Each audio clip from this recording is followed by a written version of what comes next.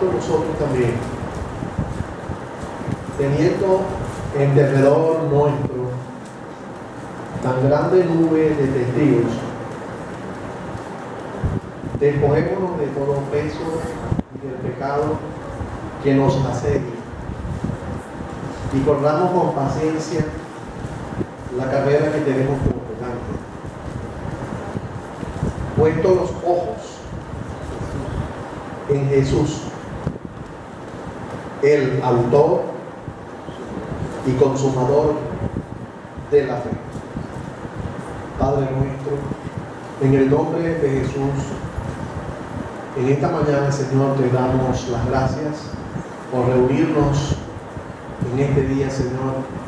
Gracias por todos los hermanos que han venido hoy. Gracias, Señor, por las clases que se han dividido, por los niños, por los juveniles. Gracias te damos por los adultos, los jóvenes, las damas que están aquí. En el nombre de Jesús, quiero poner en tus manos la enseñanza, Señor, en este día. Que tu bendición esté sobre cada uno de nosotros. Bendice estos versos, estos textos que voy a utilizar. Que tú nos guíes con tu Espíritu Santo, Señor. Toma mi mente, toma mi corazón, Señor. Toma mi vida en este momento, Señor. Y ayúdame, oh Dios, a enseñar como hombre, como humano, oh Dios, que soy. Te pido que me cubras con tu presencia, que ese Espíritu que está dentro de mí, Señor, oh Dios, fluya, Señor, y que tú hables a cada hermano, que hables a nuestras vidas. En el nombre de Jesús te lo pedimos, porque todos nosotros necesitamos de tu palabra, todos nosotros necesitamos de tu orientación. En el nombre de Jesús te lo pido y te doy muchísimas gracias. Amén. Sean todos bienvenidos. Los amigos que nos están visitando por primera vez sean bienvenidos. Los hermanos que nos visitan de otras iglesias sean todos bienvenidos. El verso 2 dice: puestos los ojos en Jesús. Puestos los ojos en Jesús, el autor y el consumador de la fe. Cuando hablamos de poner los ojos o poner la mirada en Jesús, está hablando de visión, está hablando de nuestra visión, si dónde está enfocada nuestra visión, y nuestra visión está en Jesús. Cuando hicimos la propaganda sobre el mensaje de hoy, hablábamos de que iba a haber una consulta oftalmológica, ¿verdad? Íbamos a pasar revista, iba a haber una consulta de oftalmología espiritual. Sí, vamos a evaluar nuestra vista, vamos a evaluar nuestra visión, cómo está nuestra visión, cómo está nuestra mirada puesta en Jesús, cómo está. Sí, por eso es una consulta, vamos a evaluarnos en esta mañana para ver cómo está nuestra visión. Hay una visión, cuando a uno le hacen el examen, hay una visión que se le pone el número, que es una visión 20-20, ¿no? Cuando uno ve las letricas esas, que ve unas grandototas, ve unas más pequeñitas, otras más pequeñas, otras más pequeñitas, que son muy pequeñitas. Cuando uno las ve todas, uno puede decir que tiene una visión perfecta. Y eso se le llama visión 20-20, visión perfecta. Cuando hablamos de visión perfecta, muchos de ustedes tendrán humanamente una visión perfecta. Ya humanamente, la vista, ya muchos no tenemos una visión perfecta. Pero espiritualmente necesitamos tener una visión perfecta en Jesús. Y a veces esa visión perfecta en Jesús se nos desvía. Y cuando hablamos de un desvío de la vista, se nos opaca la vista, es porque tenemos un problema, tenemos poca visión. Hemos comenzado a tener fallas en la vista. Y espiritualmente, a veces tenemos algunas fallas en la visión hacia Jesús que no nos permiten ver bien. Por lo menos hay tres tipos que son los más mencionados naturalmente. Hay algo que llaman la presbicia, ¿verdad? Algunos conocerán la palabra. La presbicia en el diccionario es una anomalía, un defecto del ojo que consiste en la imposibilidad de ver con claridad los objetos próximos y que se debe a la rigidez del cristalino. Es decir, esto coincide mucho, ¿verdad? Esta vista cansada, muchas veces se da, vista cansada se le llama también, Esto se da en las edades avanzadas. No sé si ustedes han visto algunas personas que tienen presbicia, que cuando van a leer no tienen que poner la vista, no pueden en las edades avanzadas. Algunos hacen esto, ¿verdad? ¿No lo han visto algunos? Que hacen esto para poder distinguir la letra, porque tienen ese problema. Otros tenemos miopía. Yo tengo miopía. La miopía es la dificultad para ver lejos, pero cerca podemos ver muy bien. O sea, algunos tienen miopía y tenemos que usar los lentes para poder ver de lejos, para poder manejar, para poder ver personas distantes. Por eso es que a los que están atrás yo los veo sentados, pero no les distingo las caras. No les distingo las caras porque tengo miopía, pero de cerca yo leo perfectamente. Eso es miopía, no tengo esa dificultad. Es una anomalía, un defecto del ojo que produce una visión borrosa o poco clara con los objetos lejanos. Eso es la miopía, ese es un problema que algunos tenemos. Hay otro problema que es el astigmatismo, ¿verdad? Otra anomalía, un defecto del ojo que consiste en una curvatura irregular en la córnea. Lo que provoca es que se vean algo deformadas las imágenes, poco claro el contorno de los objetos. Y son tipos de problemas que tenemos en la vista. Algunos tienen que usar lentes para resolver este problema, resolver el problema de presbicia, de miopía o astigmatismo. Algunos tienen los dos, algunos no ven de lejos ni de cerca. Entonces, esto dificulta la vista. Pero hay cosas que dificultan la vista, la visión. El texto dice en el verso 2, puesto los ojos en Jesús. Nuestra visión debe estar en Jesús siempre. Nuestra visión debe estar colocada en Cristo. Pero a veces, nosotros como cristianos, a veces esa visión en Cristo se nos opaca, sufre de presbicia espiritual, o una miopía espiritual, o un astigmatismo espiritual. Tenemos afecciones en la vista espiritualmente que nos debilitamos en la visión hacia Jesús. Y ahí es donde comenzamos a vacilar, a decaer. Los cristianos se sienten desanimados, no se quieren congregar, no quieren venir a la iglesia, no quieren leer la Biblia, comienzan a decaer espiritualmente, se desaniman, no quieren buscar a Dios, porque la visión se les ha cortado, la visión de Jesús. El texto menciona la enfermedad que se presenta en ocasiones en las personas, y el texto mismo menciona el tipo de enfermedad. El texto dice, por tanto nosotros, teniendo en derredor nuestro tan grande nube de testigos, el texto menciona la enfermedad. Él dice, despojémonos del peso y del pecado que nos asedia, dice el texto bíblico. Es decir, el peso y el pecado que nos persigue. Entonces, ya sabemos que la enfermedad de la visión espiritual que no nos deja ver bien a Jesús es el peso y es el pecado. Es decir, que tú o yo podemos tener pesos, tú o yo podemos tener pecados que no nos dejan ver bien a Jesús. ¿Y qué pasa cuando no vemos bien a Jesús? Cuando vemos borroso a Jesús. Vamos por el camino, tropezamos, vamos por el camino, nos caemos, vamos por el camino, tenemos problemas, porque no estamos viendo bien a Jesús. Y la Biblia lo que quiere es que pongamos nuestra mirada en Jesús, que tengamos una vista 20-20, dice el texto bíblico. Dice el texto bíblico. Eso es lo que el Señor quiere que nosotros tengamos. Entonces, este pasaje bíblico que leemos aquí en el capítulo 12, verso 1 y 2, tiene un contexto anterior. Tiene un contexto anterior y tiene un contexto histórico. Pero en el contexto anterior vamos a encontrar que menciona un poco de gente del Antiguo Testamento y del Nuevo Testamento en el capítulo 11. Y cuando vamos al capítulo 11 nos encontramos del 4 al 7, que nos menciona a Abel, nos menciona a Enos, nos menciona a Noé. Y dice la Escritura que ellos, por fe, ellos terminaron la carrera. Ellos por fe alcanzaron lo prometido. Ellos por fe obtuvieron la herencia. Ellos por fe obtuvieron el galardón. Cuando leemos el verso 6 dice que el verso 6 dice, pero sin fe es imposible agradar a Dios, porque es necesario que el que se acerca a Dios crea que le hay, que es galardonador de los que le buscan. Es decir, que estos tres personajes que llamamos padres, llamamos patriarcas, que se mencionan en el contexto anterior, ellos tenían su mirada puesta en un galardón, en una promesa. Y por fe ellos avanzaron, porque su mirada estaba puesta en un galardón. Y si hablamos de este galardón, se repite en todo el libro, en todo el capítulo 11, se repite el término galardón.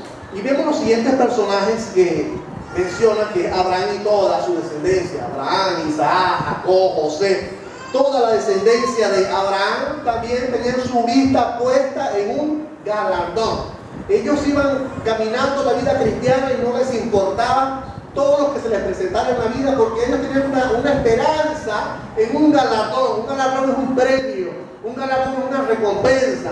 Nosotros tenemos una esperanza, nuestra esperanza es que seremos recompensados por el Señor. Nuestra esperanza es que tenemos esa vida eterna. Nuestra esperanza es que vamos a vivir para siempre con el Señor en el cielo, y en el nuevo cielo y en la nueva tierra. Esa es nuestra esperanza.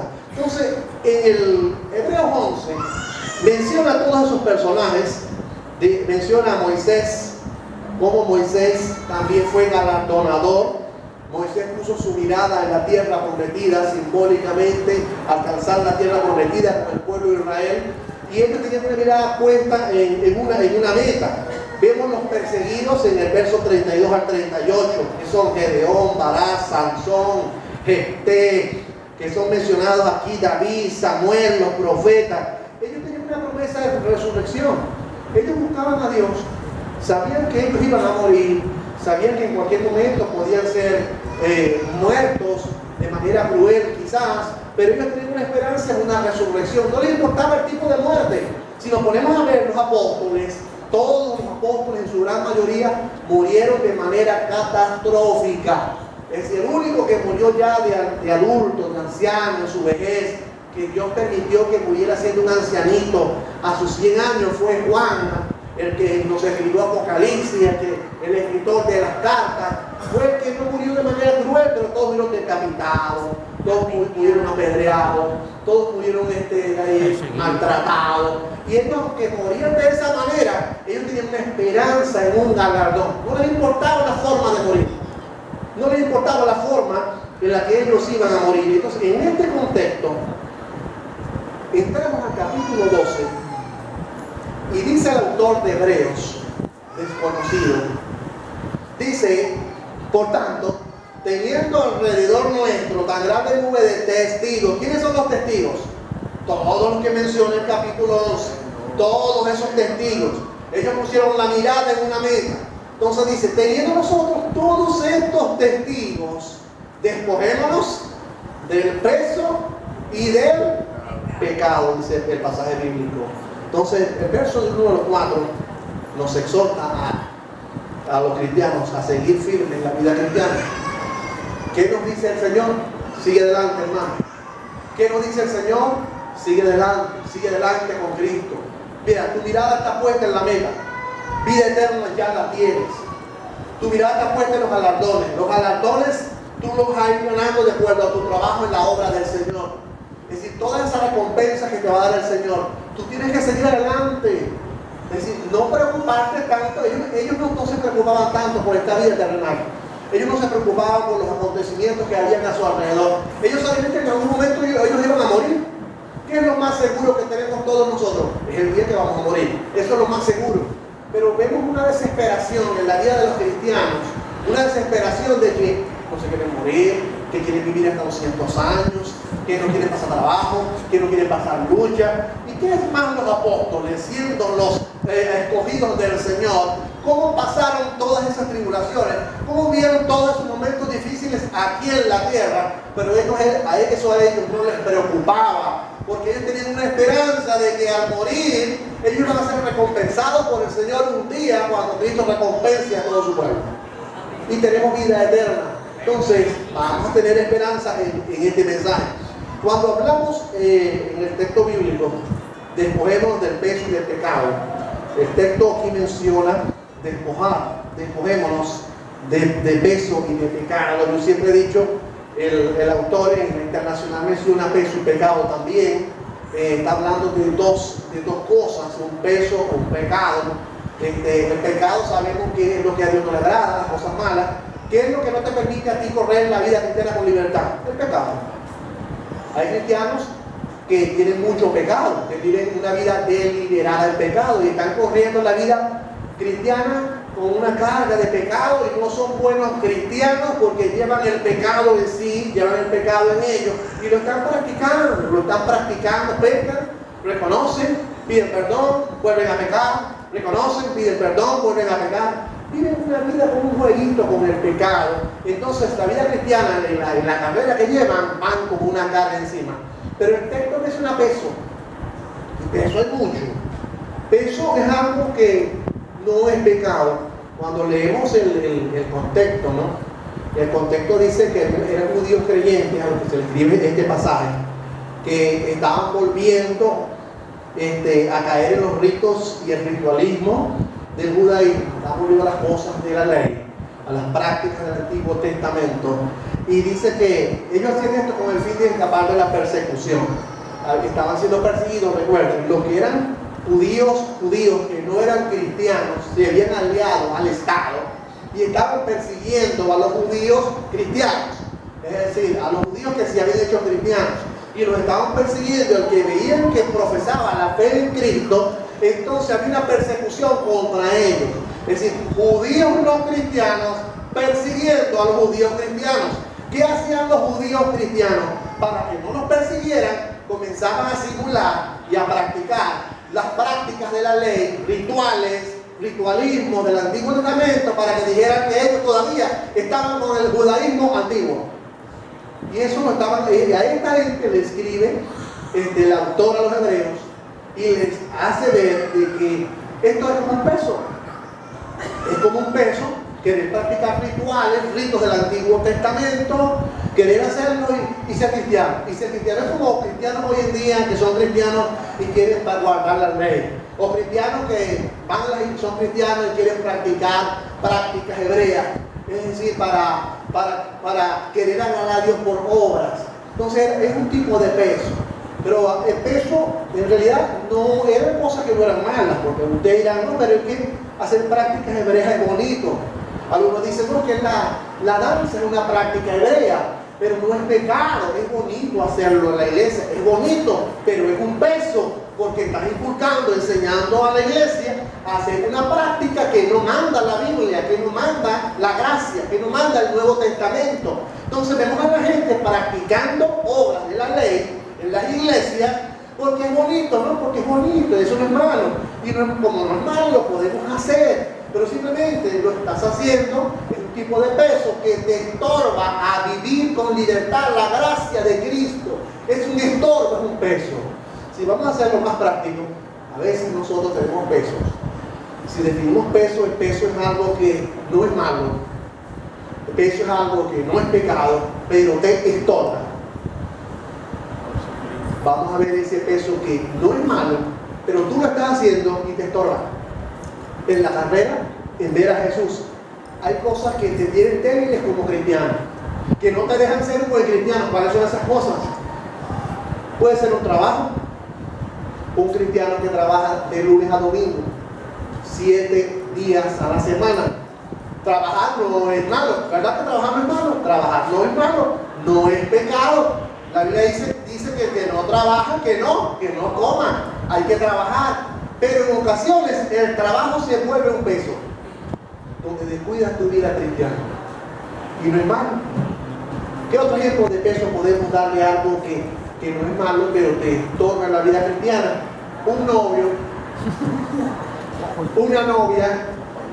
Quizás tú eras muy fervoroso en el Señor cuando no tenías novia, o cuando no tenías novio. Eras muy fervorosa buscando a Dios, participando en la iglesia, trabajando. De repente te conseguiste un novio o una novia y decaíste en tu visión a Jesús y decaíste en la vida cristiana. Cuando decaes en la vida cristiana, un novio, una novia, no es malo, es cierto, pero cuando tú decaes en tu visión de trabajar y servir a Dios, quiere decir entonces que ese novio y esa novia actuaron en ti como un peso que no te deja correr con libertad. Y hay muchos tipos de peso. Ustedes dirán, los estudios, ¿estudiar es malo? No, estudiar es excelente. Estudiar es excelente. Pero a veces las personas se dedican a estudiar demasiado y algunos han llegado hasta descarriarse. No es malo estudiar, estudia para que saque 100.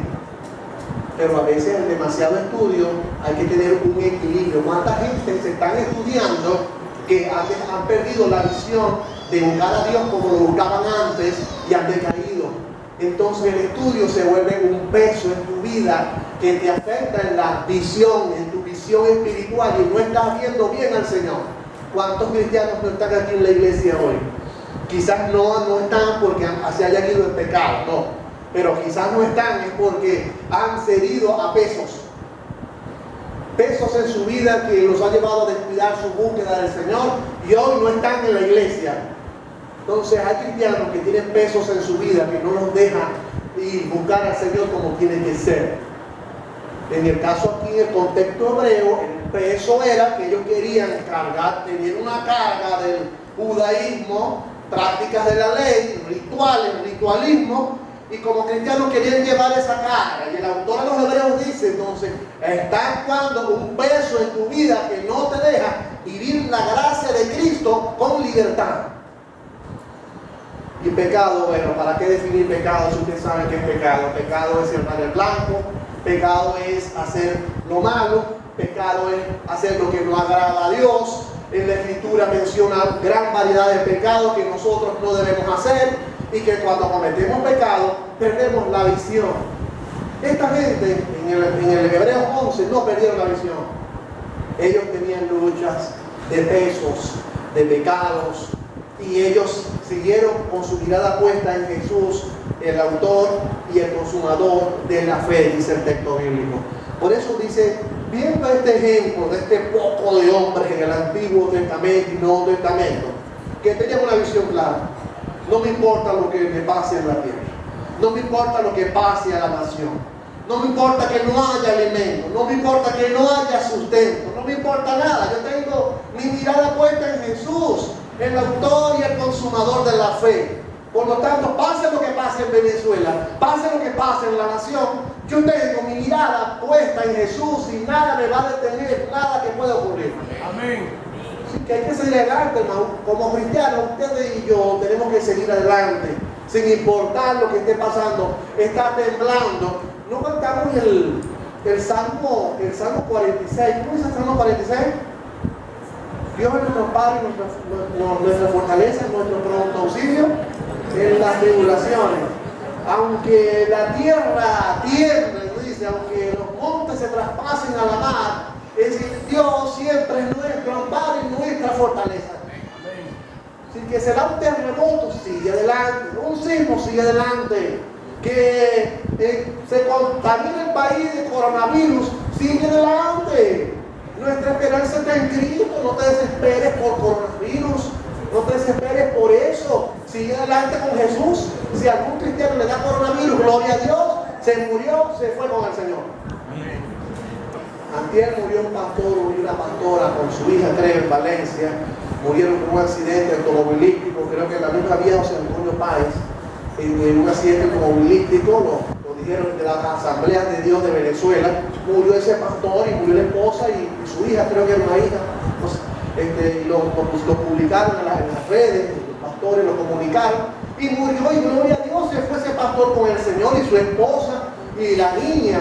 Está establecido que nosotros tenemos que morir.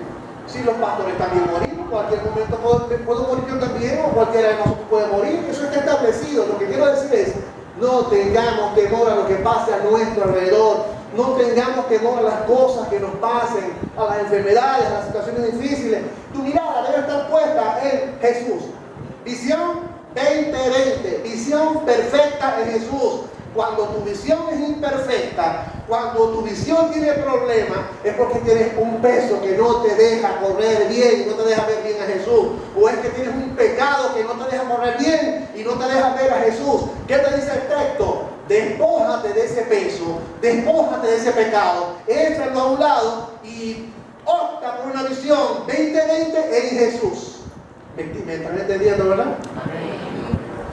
Entonces dice el texto: despojar del peso del pecado en el versículo 1. En el versículo 2, en su primera parte, dice fijar la mirada en Jesús, visión perfecta. Pero luego en el verso 2, en la segunda parte, ubíquense allí, verso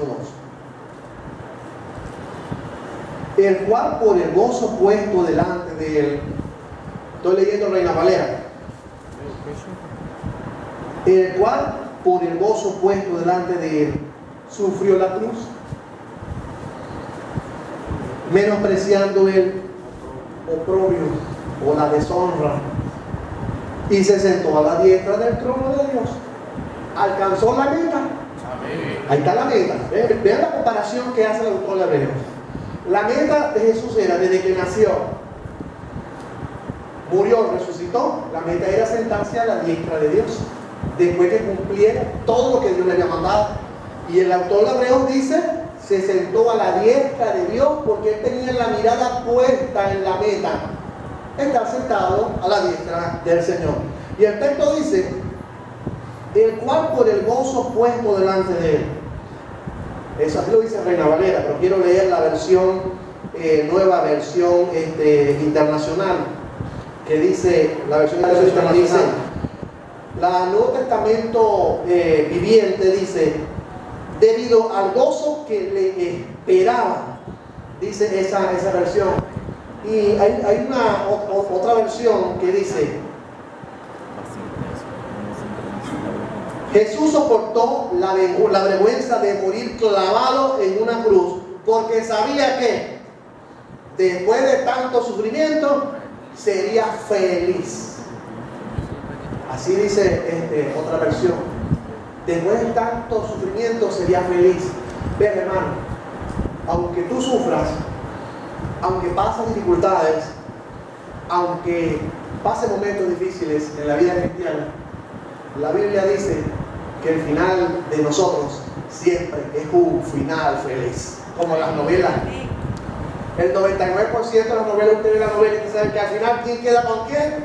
El protagonista con la protagonista. Después que ha pasado más trabajo que un chino con la virus corona esa.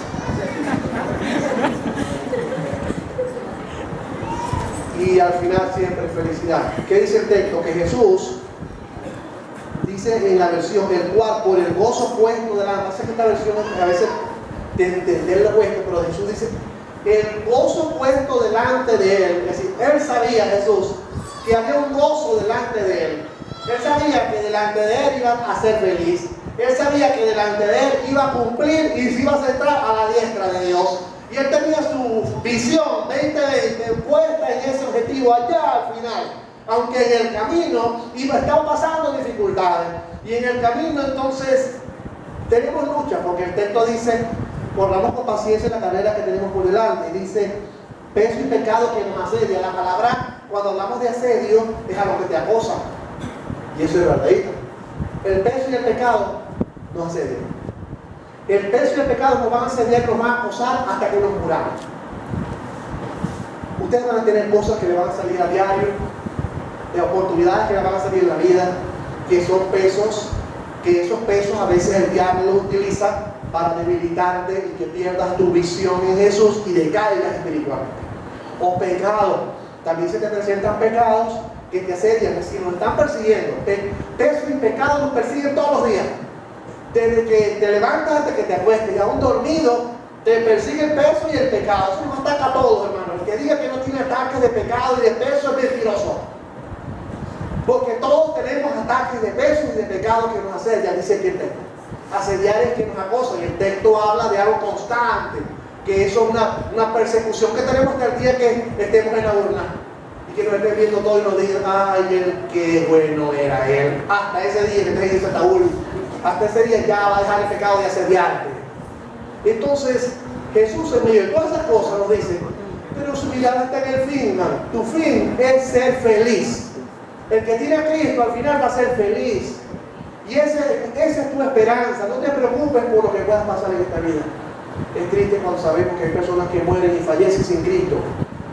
no sabemos si al final ellos serán felices. La duda de muchos familiares cuando hay familiares que mueren de repente, de manera catastrófica, y no eran cristianos. Allí viene la duda, ¿verdad? Nos viene la duda, ¿y qué pasó con esa persona? Y cuando muere un familiar que muere de manera catastrófica, ahí inmediatamente llaman a uno: pastor, explíqueme, pastor, ¿será que están en el cielo, pastor? ¿Qué va a hacer uno ahí? Como a decir, como mentira será, ¿verdad? Entonces uno tiene que consolar a esa persona: no, con calma. Él no era cristiano, es cierto, pero vamos a tener esperanza que en ese minutico que estuvo agonizando del golpe, del trancazo que se dio en el accidente, en ese minuto, esa palabra que tú le predicaste allá hace unos meses atrás, el Espíritu Santo lo redarguyó y en ese minuto creyó y está en el cielo. Y ahí entonces sonríe el familia. Ese es nuestro trabajo, hacer sonreír a la gente, tratar de explicarle a la gente, pero al que sabe en realidad si la persona se salvó o no se salvó, es nuestro Señor. Es nuestro Señor. Aún nosotros mismos, ¿verdad? Tenemos personas dentro de la iglesia que aún están en la iglesia y no han nacido de nuevo. Es decir, están en nosotros y no han nacido de nuevo y necesitan nacer de nuevo. Y aún hay personas que están fuera de la iglesia y no se congregan y han nacido de nuevo. Es decir, el nacimiento es un misterio que le compete al Señor Jesucristo, a nuestro Dios. Seguimos. Consideren el ejemplo de Jesús. Jesús tenía su mirada puesta en la meta. Jesús soportó todo. Morir clavado en la cruz porque sabía que al final iba a ser feliz. Y luego lo logró. Dice el texto, lo afirma, se sentó a la diestra de Dios. En el mismo verso 3 dice: mucha gente pecadora lo odiaba y lo hizo sufrir, pero él siguió adelante. Dice el verso 3 al final, leemos. Dice: considera que el que sufrió tal contradicción de pecadores contra sí mismo, para que vuestro ánimo no se canse hasta desmayar. Es decir, que Jesús sufrió, fue maltratado. Usted sufre. Olvídense de ese refrán que dice que tentaron una vez, pare de sufrir. Eso es mentira. Como yo te voy a decir a ti, no vas a sufrir más, no vas a tener dificultades. Como yo te voy a decir, recibe a Cristo para que veas que se van todos tus sufrimientos.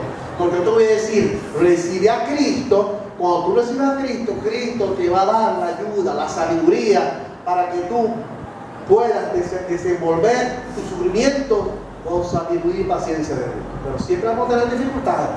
Siempre vamos a tener dificultades. Perseveremos en la meta de Jesús. Por eso ustedes no deben rendirse ni desanimarse, pues en su lucha contra el pecado todavía no han tenido que morir como Él. Esta versión me gustó mucho, ¿no? Porque en la lucha con el pecado nosotros no hemos tenido que morir como Cristo. Eso es lo que está diciendo el 3. Mira lo que dice el 3. El 3 dice: menospreciando los propios, se sentó a la diestra de Dios. Considera que Él, dice el 3, considera que Él, que sufrió tal contradicción de pecadores contra sí mismo, para que vuestro ánimo no se canse hasta desmayar. Es decir, nosotros no hemos tenido que morir, dice el verso 4, porque aún no habéis resistido hasta la sangre. Aquí dice sangre, pero sangre en la Biblia es sinónimo de muerte. Cuando hablamos de sangre es muerte. Entonces el texto dice: porque aún no habéis resistido hasta la sangre, o sea, hasta la muerte, combatiendo contra el pecado. Cristo, combatiendo contra el pecado, tuvo que llegar hasta la muerte y morir por cada uno de nosotros en ese combate por el pecado y la carga que llevaba de nuestro pecado encima. Porque Cristo no pecó nunca, pero Cristo llevó el pecado de nosotros y encima para salvarnos y morir en la cruz. Nosotros no hemos muerto. ¿Quién ha muerto como Jesús? ¿Quién ha muerto? Todos estamos vivos. No hemos tocado morir en esa lucha que tenemos con el pecado.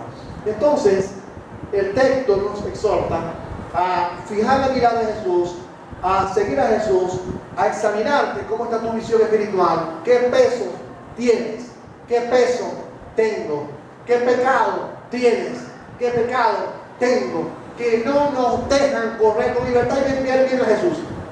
Hay cristianos que en tiempos pasados eran muy fervorosos en el Señor, muy animados en el Señor, trabajando en la obra del Señor, y hoy no están con nosotros, hoy no están en la iglesia, están fuera de la iglesia. Y esas personas, no voy a decir que no son cristianos, si aceptaron a Cristo lo tienen todavía, pero llevan presos, llevan pecados que los ha llevado a enfermar su visión espiritual. Por eso vamos a examinarnos, cómo está tu visión espiritual, cómo estás tú buscando a Dios, cómo te estás tú congregando, cómo estás tú asistiendo a la iglesia, cómo estás tú trabajando en la obra, cómo tú le estás sirviendo al Señor, cómo está esa visión que tenías antes, ese ánimo que tenías antes de servirle a Dios, ¿lo tienes todavía o has decaído? Y tenemos luchas contra pecado, tenemos luchas contra peso. Por eso el texto dice, siguen con firmeza la vida cristiana, despójense del peso y del pecado, fijen la mirada en Jesús y veamos el ejemplo de él. ¿Qué pasa? ¿Qué pasa cuando un cristiano pierde la visión? ¿Qué pasa cuando un cristiano no tiene la visión 2020? ¿Qué pasa cuando un cristiano tiene presbicia? Cuando un cristiano tiene miopía, cuando un cristiano tiene astigmatismo, tiene su vista espiritual enferma. ¿Qué pasa con ese cristiano? ¿Qué hace Dios con ese cristiano? Qué bello es el autor a los Hebreos, que cuando escribe los siguientes versos, él nos da la salida. Cuando un cristiano tiene la visión enferma, él nos da la salida en el verso 5 al verso 10. Y la salida es: ¿y habéis ya olvidado la exhortación que como hijos se os dirige? Diciendo, hijo mío, no menosprecies la disciplina del Señor, ni desmayes cuando eres reprendido por Él. Porque el Señor al que ama, disciplina y azota a todo aquel que recibe por hijo. ¿A quién le está hablando el autor a los Hebreos? A una gente que eran hijos de Dios. Mas a todos los que lo recibieron y a los que creen en su nombre, le dio la potestad, el derecho de ser hijos de Dios. Esta gente eran hijos de Dios y estaban luchando con un peso, con un pecado que les asediaba. Es decir, que este texto es escrito para nosotros, los hijos de Dios. Y estos hijos de Dios llevaban un peso y un pecado y habían perdido la visión. Estaban volviendo al judaísmo, estaban volviendo a la ley, a los rituales, a los ritos del Antiguo Testamento, y cargaban un peso encima, una carga. Y entonces eso los estaba debilitando en seguir a Jesús y seguir la gracia de Jesús. Entonces, ¿qué hace el Señor? Comienza a tratar con ellos, y ahí es donde viene la disciplina. ¿A quién disciplina Dios? ¿A quién disciplina el Señor? El texto dice, verso 5. Primero el mensaje total de los del 5 al 10 es que aquí se está la disciplina del Señor como hijos de Dios. Dios te disciplina a ti y nos disciplina a todos. Cuando hay un peso que te está dejando, te está haciendo decaer como cristiano, Dios te disciplina. Cuando hay un pecado que te está haciendo decaer como cristiano, Dios te disciplina. Esta no es disciplina de la iglesia, como antes se aplicaba, ¿no? En la antigüedad. Ay, que alguien cometió un pecado, una falta de disciplina. En una reunión se votaban 100 personas de acuerdo para disciplinarlo. Te sientes en la última banca y no mires, cuando esté orando, no levantes la cara a ver el que está orando porque eres inmundo. Y entonces tantas cosas, esa es la disciplina humana. Esa es la disciplina humana, pero la disciplina humana es injusta. Porque la disciplina humana quizás podemos disciplinar como humanos a algunos que cometen fallas, pero la disciplina humana quizás no disciplinamos a otros. Entonces la disciplina humana es injusta, no tenemos que hacerla, pero la disciplina que nosotros no escapamos es la disciplina del Rey de Reyes y Señor de Señores. De repente tú te escapas de la disciplina en una tierra, pero no te escapas de la disciplina del Señor. Y este texto está hablando de la disciplina del Señor para los cristianos que se dejan llevar por pesos y pecados y decaen y pierden la visión de Jesús. Y dice, no debemos tomar la disciplina a la ligera. No debemos desanimarnos cuando el Señor te reprende, dice el verso 5. No te desanimes. El verso 6 al 8 dice, porque Dios al que ama, disciplina. Y porque somos sus hijos no disciplina, sino al que no disciplina es delicado. Si Dios no disciplina a alguien es porque no es su hijo. Si Dios te disciplina es porque eres hijo. Mire, las disciplinas de Dios son dolorosas. La manera de disciplinar a Dios solo la sabe Él. Quizás puede ser un momento difícil en tu vida, quizás sea una situación crítica, quizás sean dificultades, X o Y. Vean, cuando a ti te pasa algo y es una disciplina de Dios, tú sabes. Y yo sé. Cuando Dios te disciplina, cuando Dios disciplina a un cristiano, ese cristiano sabe que Dios lo está disciplinando. Aunque no lo sepa la iglesia, aunque no lo sepa el pastor, aunque no lo sepa la comunidad, cuando a ti te pasa algo y sabes que lo que te está pasando malo es porque tú estás en desobediencia con el Señor, el mismo Espíritu Santo que está dentro de ti te revela, te muestra que es porque tienes un peso y un pecado que llevas contigo y debes despojarte de él. ¿Sí o sí?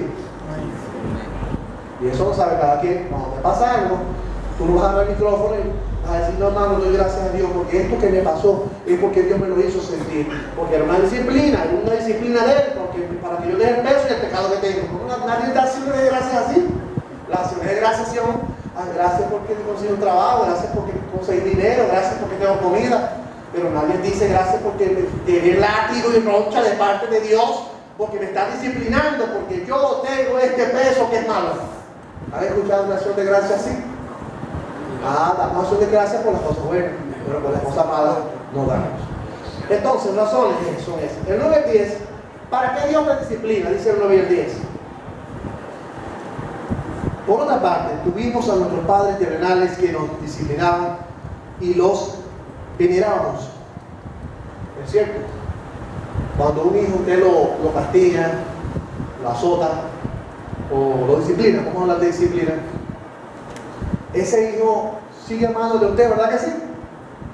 A sus hijos usted les ha dado con la correa y los corrige y los disciplina, y el muchacho sigue amando a su mamá y a su papá, sigue admirando a su papá y a su mamá.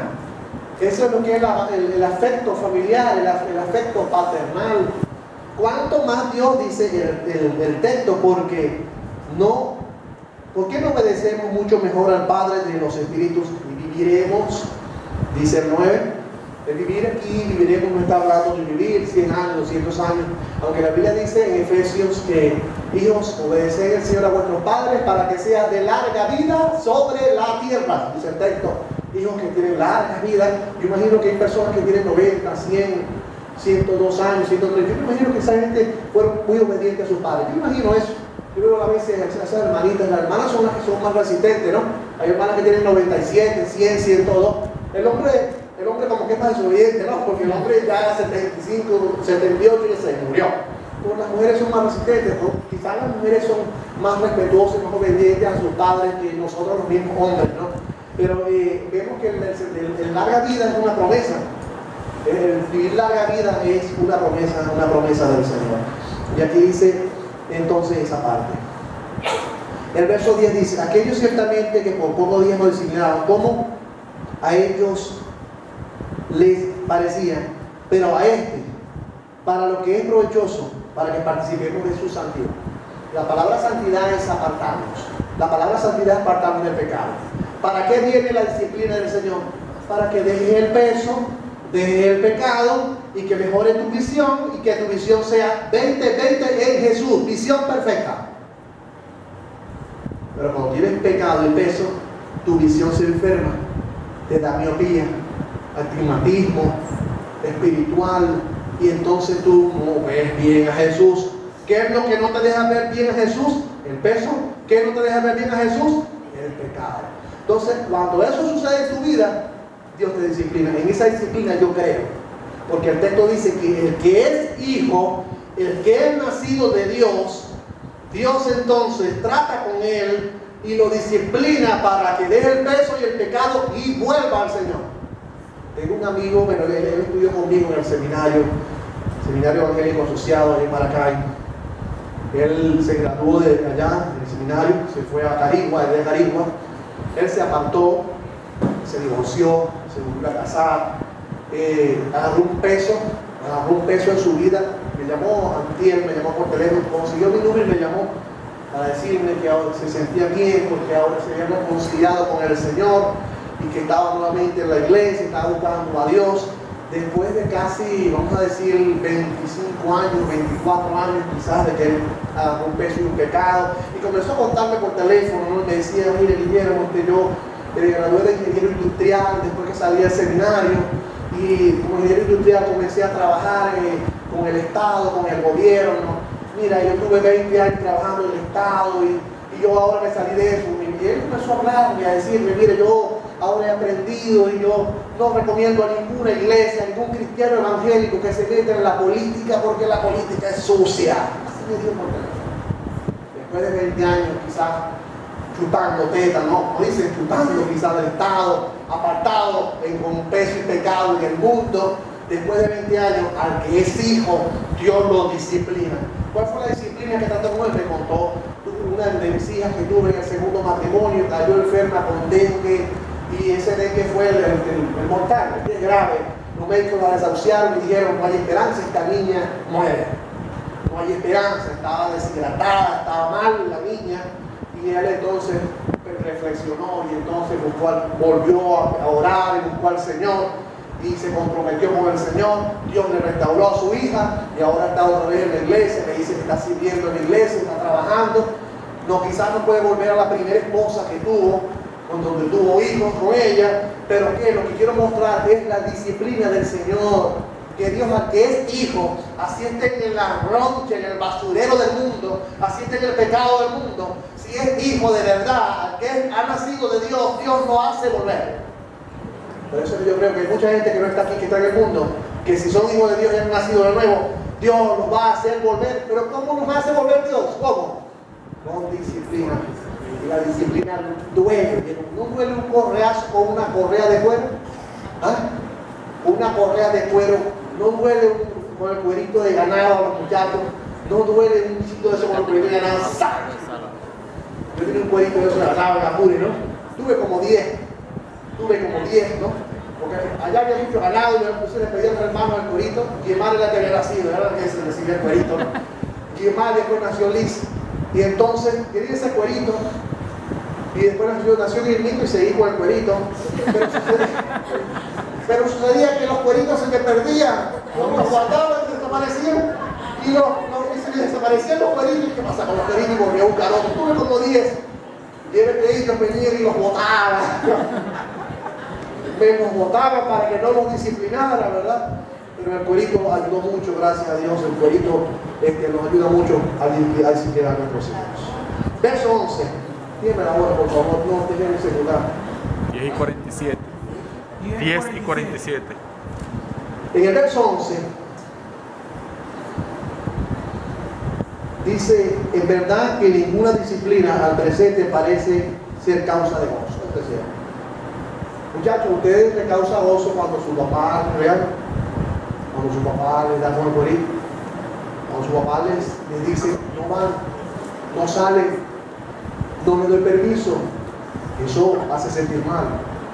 Y dice que a la verdad la disciplina al presente no parece ser causa de gozo, sino de tristeza. Que triste después de unos látigos o que no los dejan salir. Pero después del fruto apacible de justicia, a los que en ella han sido resultados. Después, ¿cuántos hijos ya adultos dicen, yo le doy gracias a Dios por mi mamá y por mi papá, por los cueritos que me daban, gracias por las molestaciones que me daban, porque yo soy lo que soy hoy en día gracias a esos cueritos y esa disciplina de mi papá y de mi mamá? ¿No es cierto? ¿Sí o sí? Y los hijos son agradecidos. Quizás en el momento se ponían bravos, pero al pasar el tiempo los reconocen. Entonces, el resultado de esto es que al momento no es grato una disciplina, pero después le entienden. Este amigo mío, 25 años apartado, quizás Dios disciplinándolo, hasta que por fin entendió y ahora volvió al Señor. Estaba tan gozoso que empezó a buscar el teléfono de todos sus compañeros de estudio en el seminario para llamarlos a todos y para manifestarle la alegría y el gozo que había vuelto al Señor, que Dios nuevamente por medio de la disciplina lo había traído otra vez a Cristo. Recuperó visión 2020 después que estaba enfermo en su visión. Si tú estás enfermo en tu visión, y tienes esta enfermedad de algún peso y pecado, ¿cuál es el consejo del Señor? El consejo es: deja el peso y el pecado y recupera tu visión espiritual. Para que sigamos el ejemplo de los de Hebreos 11, corramos con paciencia la meta puesta de que cuando lleguemos al final vamos a ser felices. Quizás aquí en la tierra no eres feliz, quizás en la tierra no somos felices, quizás no tienes dinero, quizás no tienes recursos materiales, quizás no puedes disfrutar de que te quieres comer algo sabroso y no puedes. Pero lo importante es que cuando estemos en la gloria vamos a ser felices.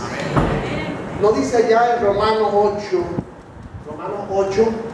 el versículo creo que es el 18, las aflicciones del tiempo presente no se comparan con la gloria venidera que el Señor ha preparado para los que le amamos? Hay una meta, la gloria venidera. La aflicción la vivimos en el presente, pero tenemos la esperanza de que allá vamos a ser felices. Amén. Este es el verso número 11, ¿verdad? Y al final, en el 2 y 13, ya en la página 2 y 13, tomé la del otro párrafo, 2 versos. ¿Cuál es el fin de la disciplina? Restaurar con nuevas fuerzas la vida cristiana. Dios quiere que tú te restaures con nuevas fuerzas. Si estás descarriado, Dios quiere restaurarte. Si has estado débil en Cristo, Dios quiere restaurarte. Si has perdido tu visión 2020, Dios quiere restaurarte. Si te has alejado de la iglesia, Dios quiere restaurarte. Cuando una persona se aleja de la iglesia por muchos años, Dios lo disciplina de muchas maneras para que vuelva. Y cuando vuelve, entonces el Señor ya lo ha restaurado. ¿Cuál es el fin de Dios tratar con disciplina con la gente? Para que sean restaurados. Y el versículo 12 y 13, manos caídas y las rodillas paralizadas. ¿De quién son las manos caídas y las rodillas paralizadas? Del que tiene visión corta, del que tiene pesos y pecados, del que está mal con Dios, del que ha decaído. Entonces dice el pasaje: levantar rodillas y manos implica restauración, restaurar, volver a como eras antes, hermanos, volver al principio. Y el 13 dice: haced sendas derechas para vuestros pies, para que lo cojo no se salga del camino, sino que sea sanado. Esto es restauración de nuevas fuerzas en la vida cristiana. Esta versión que está aquí, que es la versión traducción traducción viviente, dice: por todo eso no debemos dejar de confiar totalmente en Dios. Si la vida es como una carrera, ustedes tienen las manos cansadas y débiles sus rodillas, cobren nueva fuerza, corran por un camino recto y parejo, para que el pie que esté cojo se sane. Dice aquí: se sane y no se tuerza más. Si que Dios quiere restaurar, no que te tuerzas más.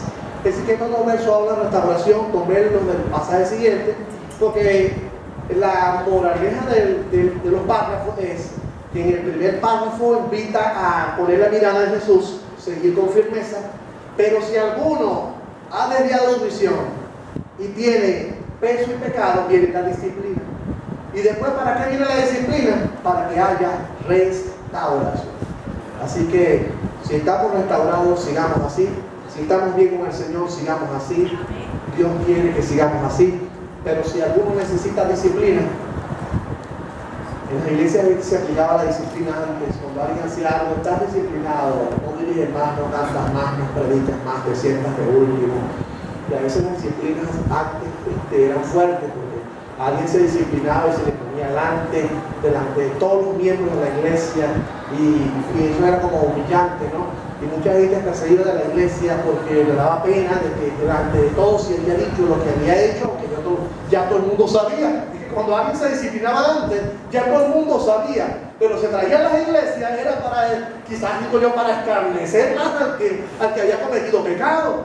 Porque en realidad no vamos mal. Queremos decir que Pedro Mujica Mujica cometió fornicación. Aquí está Pedro Mujica, hermanos de la iglesia. ¿Creen ustedes que debemos disciplinarlo? Y todos decían sí. Pero ya toda la iglesia sabía que Pedro Mujica había caído en fornicación.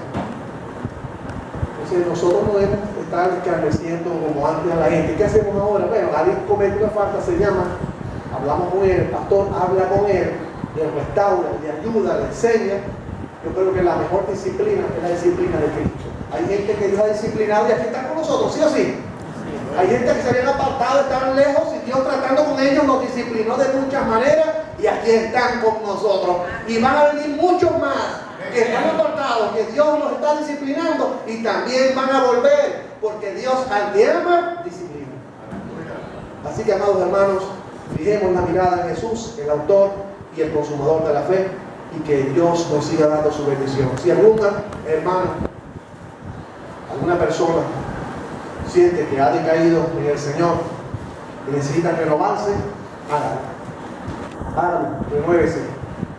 Ore a Dios, pídele perdón. Usted sabe qué peso tiene usted hoy, qué pecado tiene. El peso es algo que usted está haciendo. Ay, pero eso no es malo. Es cierto. Eso es algo que no es malo, pero te quita tiempo para el Señor. Y eso que te quita tiempo para el Señor, la Biblia lo llama peso. Quizás no tienes pecado, pero has dejado de buscar al Señor, porque le estás dedicando tiempo a otras cosas que te están descuidando tu vida con el Señor. Y los amigos, Dios nos manda a buscarle, a poner la mirada en Jesús, a recibir a Cristo como nuestro Salvador personal. Amén. Dios, muchas gracias te doy, Padre Celestial, por esta enseñanza.